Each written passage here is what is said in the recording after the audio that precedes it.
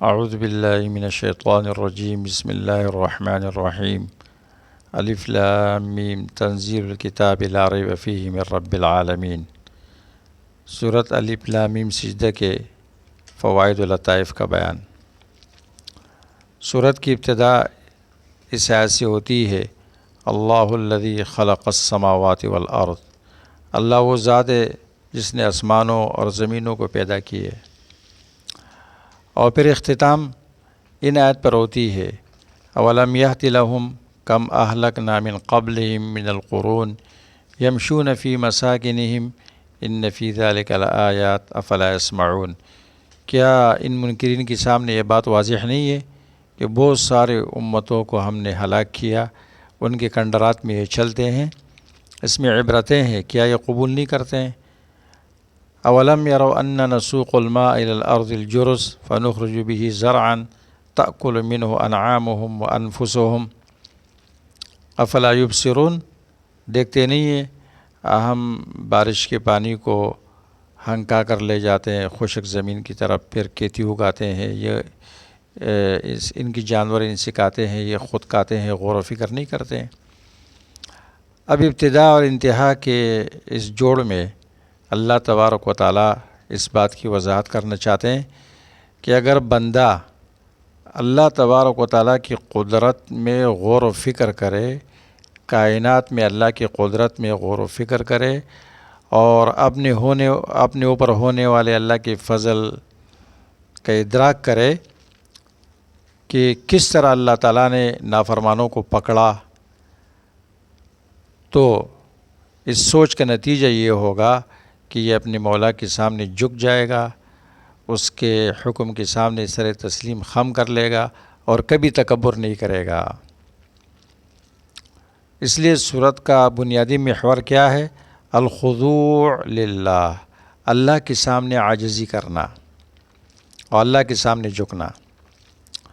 سورت کے موضوعات: نمبر 1، سورت میں اس بات کا بیان ہے کہ مشرکین عرب کے پاس رسول اللہ صلی اللہ علیہ وسلم سے پہلے کوئی رسول نہیں آیا تھا۔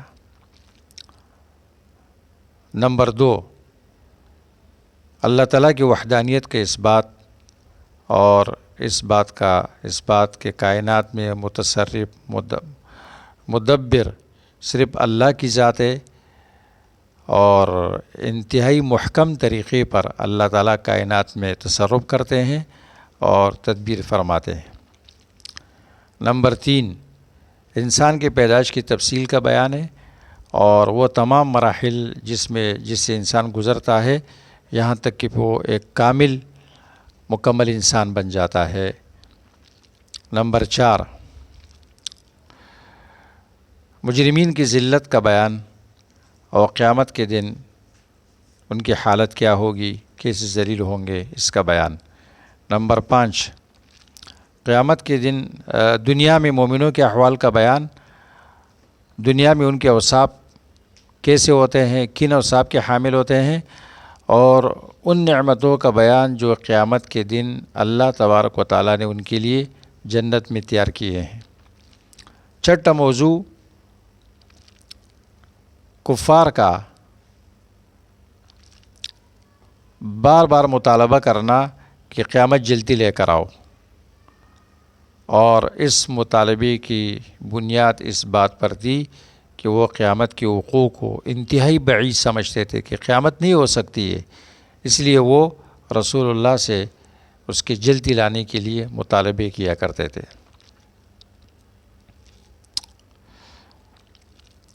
سورت کی اس آیت میں بنی اسرائیل کے بارے میں اللہ فرماتے ہیں وَجَعَلْنَا مِنْهُمْ أَئِمَّةً يَهْدُونَ بِأَمْرِنَا لَمَّا صَبَرُوا وَكَانُوا بِآيَاتِنَا يُوقِنُونَ۔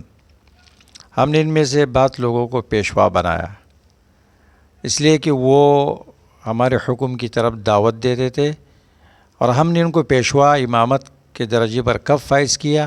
لَمَّا صَبَرُوا، جب انہوں نے صبر کیا مصائب پر، وَكَانُوا بِآيَاتِنَا يُوقِنُونَ، ہمارے آیتوں پر یقین کرتے تھے۔ امام شافعی رحمہ اللہ اس آیت کی تفسیر میں فرماتے ہیں کہ لا يمكن العبد حتى يبتلى، بندے کو اس وقت تک مضبوطی و طاقت نہیں ملتی جب تک اس کی آزمائش نہ کی جائے۔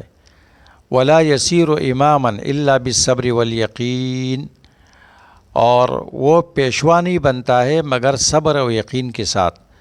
اور اس کی تائید میں پھر یہ آیت پڑھی۔ ابن کثیر نے بھی لکھا ہے کہ فبالصبر والیقین تنال الامامۃ فی الدین، یا تنال الامامۃ فی الدین، صبر و یقین کے ذریعے انسان کو دین کے اندر امامت کا، پیشوائی کا مرتبہ ملتا ہے، لوگ اس کی اقتداء کرتے ہیں اور وہ دین میں ایک سند کی حیثیت حاصل کر لیتا ہے۔ لیکن اس کے لیے ابتلا سے گزرنا اور صبر و یقین کی دولت سے مالا مال ہونا یہ لازمی ہے۔ 21 نمبر آیت میں وَلَنُذِيقَنَّهُم مِّنَ الْعَذَابِ الْأَدْنَىٰ دُونَ الْعَذَابِ الْأَكْبَرِ لَعَلَّهُمْ يَرْجِعُونَ، بڑے عذاب سے پہلے ہم ان کو ادنا عذاب چکائیں گے تاکہ یہ واپس لوٹے۔ اس آیت سے یہ بات معلوم ہوتی ہے کہ اللہ تبارک و تعالیٰ کی رحمت بندے پر، یہ اللہ کی رحمت بندے کے ساتھ کہ اس کو دنیا میں تھوڑا سا مزہ چکاتے ہیں، تھوڑی سی مصیبت کے اندر اس کو مبتلا کرتے ہیں تاکہ وہ اللہ کی طرف رجوع کرے اور توبہ کرے اور بڑے عذاب سے بچ جائے۔ یعنی جو مصیبت و ابتلا ہے وہ جگانے کے لیے آتا ہے اور رجوع کرنے کے لیے۔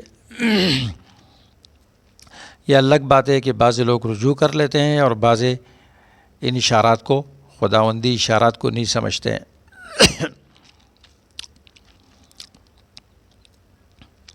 اس صورت کے اندر اللہ فرماتے ہیں فَلَا تَعْلَمُ نَفْسٌ مَّا أُخْفِيَ لَهُم مِّن قُرَّةِ أَعْيُنٍ۔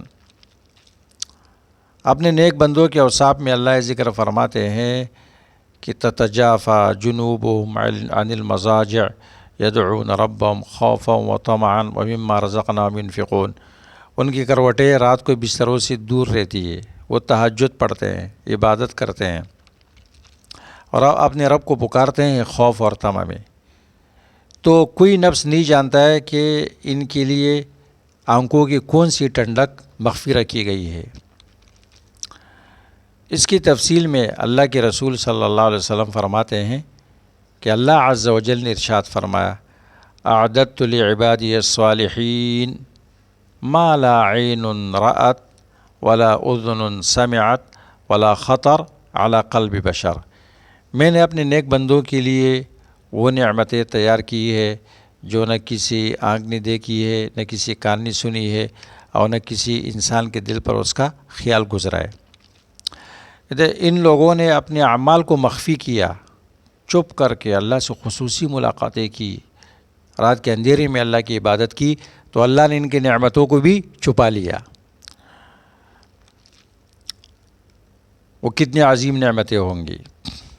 الجزاء من جنس العمل۔ رسول اللہ صلی اللہ علیہ وسلم کا معمول، امام بخاری نے، مسلم نے یہ نقل کیا ہے، کان رسول اللہ صلی اللہ علیہ وسلم یقرأ بألف لام میم تنزیل السجدہ وهل أتى على الإنسان یوم الجمعہ فی صلاۃ الفجر۔ اللہ کے رسول صلی اللہ علیہ وسلم کا یہ معمول تھا کہ آپ جمعے کے دن فجر کی نماز میں پہلی رکعت میں الف لام میم سجدہ پڑھتے تھے اور دوسری رکعت میں سورۃ الدہر پڑھتے تھے۔ یہ سنت ہے۔ سعودی عرب کے پوری مملکت میں اس طرح ہوتا ہے، حرمین میں بھی اسی طرح ہوتا ہے۔ اللہ کرے کہ ہمارے پاکستان کے ائمہ بھی اس پر عمل کرے اور یہ صورتیں پڑھیں۔ اسی طرح حدیث میں آتا ہے، امام احمد نے، نسائی نے، ترمذی نے اس کو نقل کیا ہے کہ کان صلی اللہ علیہ وسلم لا ینام حتی یقرأ السجدہ والملک، سونے سے پہلے پہلے اللہ کے رسول صلی اللہ علیہ وسلم الف لام میم سجدہ سورۃ ملک کی تلاوت فرماتے تھے۔ اس کی آیت نمبر 4 میں اللہ الذی خلق السماوات والارض فی 6 ایام، اللہ وہ ذات ہے جس نے آسمانوں و زمینوں کو پیدا کیا 6 دنوں میں۔ 6 دنوں سے کیا مراد ہے؟ اتوار سے لے کر جمعے کے دن کے آخر تک، اور ایک دن ان 6 دنوں میں سے اس کی مقدار کیا تھی؟ 1000 سال دنیا کے سالوں کے اعتبار سے۔ قرطبی نے اس کو نقل کیا ہے۔ اس صورت کی اس آیت میں وَمَنْ أَظْلَمُ مِمَّنْ ذُكِّرَ بِآيَاتِ رَبِّهِ ثُمَّ أَعْرَضَ عَنْهَا إِنَّا مِنَ الْمُجْرِمِينَ مُنْتَقِمُونَ، 22 نمبر آیت۔ اس سے بڑا ظالم کون ہے؟ جن کو اس کے رب کے آیتوں کے ساتھ نصیحت کی جائے پھر وہ اس سے اعراض کرے۔ بے شک مجرمین سے ہم انتقام لینے والے ہیں۔ اس سے بات معلوم ہوتی ہے کہ اللہ تبارک و تعالیٰ کو پاک رکھنا چاہیے ایسے اوصاف کی نسبت سے جو اللہ تبارک و تعالیٰ کے ساتھ مناسب نہیں ہے۔ مثلا بعض لوگ اپنی دعا میں کہتے ہیں یا منتقم یا منتقم، اے انتقام لینے والے۔ یہ صحیح نہیں ہے۔ صحیح کیا ہے؟ یا ذل انتقام، یا ذل انتقام، انتقام والے۔ اس لیے کہ اللہ تبارک و تعالیٰ انتقام صرف مجرمین سے لیں گے، اور اللہ کی رحمت وہ اس کے غضب پر ہمیشہ غالب رہتی ہے۔ تو منتقم اللہ کی صفت نہیں ہے۔